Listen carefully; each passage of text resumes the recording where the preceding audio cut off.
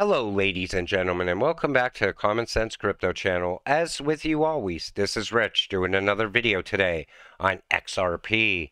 So I hope you're all having a wonderful day today, wherever you are in this great, great world. We're going to talk about XRP. I'm going to start with this. CEO of Binance, CZ, says that Kevin O'Leary is a liar and that Kevin hides a lot of stuff. Now, I've said it in previous videos, I always felt there was something wrong with Binance. Most of it came off of things CZ has said in the past. But that's my personal opinion. Your opinion might be totally different than mine. But one thing is for sure, you should never be storing any of your crypto on exchanges anyway. No exchange is 100% safe. But I can say this, CZ and Binance are much better for crypto than Kevin O'Leary ever will be, and he's out there buying up crypto exchanges right now. Kevin O'Leary has no choice but to defend his endorsement, as he and others stand to be sued for millions. Kevin, didn't you endorse FTX for a profit? Now, what's the difference between what Kevin O'Leary did and what Kim Kardashian did? But we see the SEC went after Kim Kardashian. I doubt they're going to go after Kevin O'Leary. It's such a double standard at the SEC. Investor Kevin O'Leary appeared on CNBC's Squawk Box to face questioning over his thoughts on disgraced FTX founder Sam Bankman-Fried and O'Leary's involvement with FTX. O'Leary insisted that every individual was entitled to the presumption of innocence under the law. There are a lot of bad things that have been alleged here, and a lot of them are going to be true likely, O'Leary said. What, likely? Are you kidding me? We know the money was laundered through the Ukraine. We also see all the property that was bought up with consumer funds down in the Bahamas. What else do you possibly need to know? What is going to convince you that this guy is a criminal? Sam Bankman-Fried is where he belongs, in jail. Does this man have no shame? Against the entire weight of an absurdly massive amount of evidence, he blames the FTX collapse on Binance, and he did this in front of Congress. You know why? Because he wants to get rid of Binance. Binance is his competition. Think about it. If you own crypto exchanges, who's your biggest competitor? Binance. And because Kevin O'Leary's one of those billionaires that hates competition, he will do whatever he can to get the competition taken out of the way. Let me just say that if Binance had anything to do with FTX collapsing, they were doing a public service, because the sooner this growing cancer, a fraud from day one, gets stopped, the better for all of us. David Schwartz said that. And that's what I love about David Schwartz. He's right to the point, and he says it exactly like it is. And the sooner the better is absolutely right. And I feel the World Economic Forum was behind taking down FTX. It played out perfectly for them. Now we're going to have fast-track regulations and fast-track CBDCs. The SEC was having planning sessions with FTX while investors were being defrauded. While planning with FTX, the SEC was suing Ripple, who was not accused of defrauding anyone and actively harming over 70,000 XRP holders. Congress, do we even have a country anymore?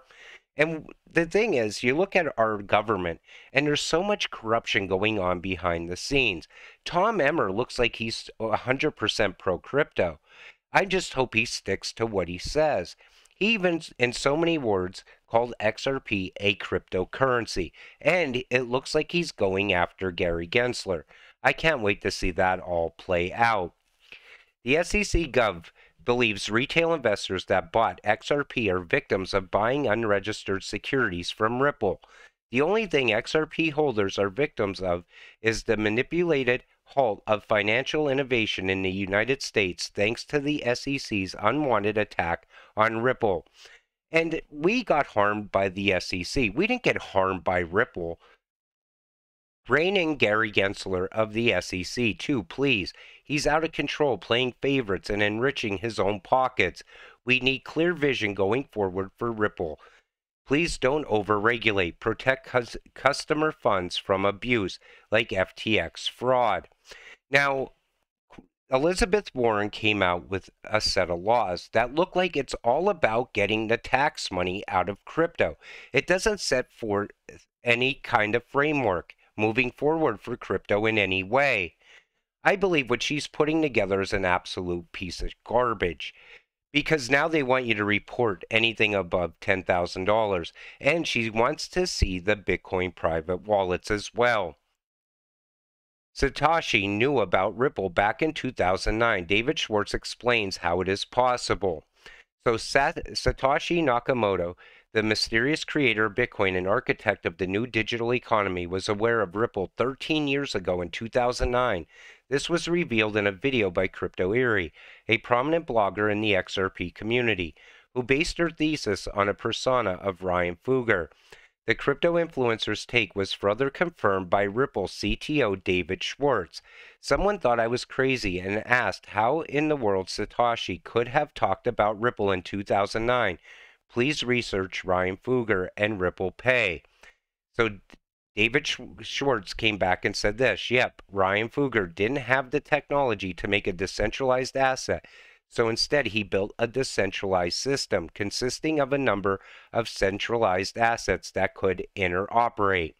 As it turns out, Ripple was as a decentralized payment system was invented by Fugger back in 2004, and it was called Ripple Pay. Over time, Fugger handed over the concept to Chris Larson and Jed McCaleb, and the rest is history.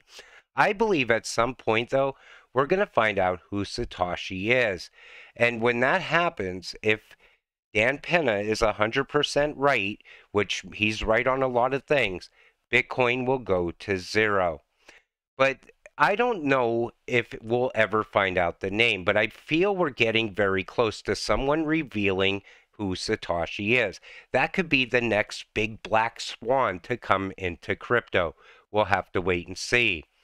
Top U.S. rep makes shocking claim, says SEC arrested Sam Bankman-Fried to stop congressional hearing. So Representative Davidson said Sam Bankman-Fried was arrested hours before the congressional hearing because Gary Gensler did not want him to answer questions about the SEC's failed oversight. U.S. Representative Warren Davidson, a member of the Financial Services Committee, has commented on the timing of the arrest of disgraced FTX founder Sam Bankman-Fried. So they're all looking at the SEC right now. It's a few other politicians now getting on board with this. I feel that maybe Gary Gensler's days are numbered. We know he knew everything that was going on as it was playing out. That's why there was so many closed-door meetings and phone calls. Name another blockchain company that can afford expensive SEC litigation and maintain their customers' partner throughout the process besides Ripple. And that's the thing. During this whole lawsuit, we watched Ripple nonstop growing and expanding partnerships, on-demand liquidity corridors. The list goes on and on. And I don't believe there's any other blockchain company that would have survived this far. Ripple is a brand apart. XRP is guaranteed to be the chosen one. You could already see what you invested in. And it's just a matter of time, because we only have, 3 months now to the March 20th due date of the SEC case ending. I feel once that happens, finally, all of us XRP holders will get closure on all of this. Next massive wave down in crypto is soon upon us. 2023 will be the flush out year for remaining retail. 2023 is going to be absolute meltdown year, with SEC versus Ripple in the wings. Now, I feel that the beginning of the year might start out bad. Maybe a massive event still has to take place inside of this bear market. But I believe after March, things are going to have to turn around. The case is ending. Flare going live. ISO going live in March as well. A lot of good news can come our way as XRP holders. I think 2023 is going to be a good year. Here it is. So when you take a look at this, you see Sam Fried was a scammer. Sam's not a thief. It was CZ Binance. You see how they're playing back and forth off of each other? I just wanted to talk about this one more time in this video, because I feel what's really going on here is Kevin O'Leary definitely wants to get rid of Binance. If Binance was to fall right now, that would absolutely crush crypto. Not all crypto, but some crypto. And it would take a while for Bitcoin to recover if that was to happen. But I feel these utility-driven coins, such as XRP, they have a different purpose. They're on a different road than the rest of crypto. They're about to become part of a new financial system, which is right around the corner. That's how I know when I talk about these cryptocurrencies, I'm not going to get you wrecked because I could see where this is headed. Look at FTX collapsed. Didn't affect Ripple in any way or any of the other ISO coins in any way. That should have gave you the first good look at how these cryptos held up against the rest of the crypto market with the FTX fallout. Sure, Ripple dropped a few cents, but it soon recovered. And so did the other cryptos that are part of the new financial system. But I still feel they're very undervalued. Anyone coming into crypto right now is getting crypto at rock bottom prices. So we'll have to wait and see how this all plays out between Binance and Kevin O'Leary. We'll see what continues as far as Sam Bankman-Fried. I still believe he has the possibility of taking down Tether. That could be another major black swan event to hit crypto as well. There's a lot of things that could possibly happen. We'll have to wait and see. With that said, I'm going to wrap up this video. I want to thank you all for watching. I appreciate all of you watching my videos. We'll see you in the next one. Have a great night.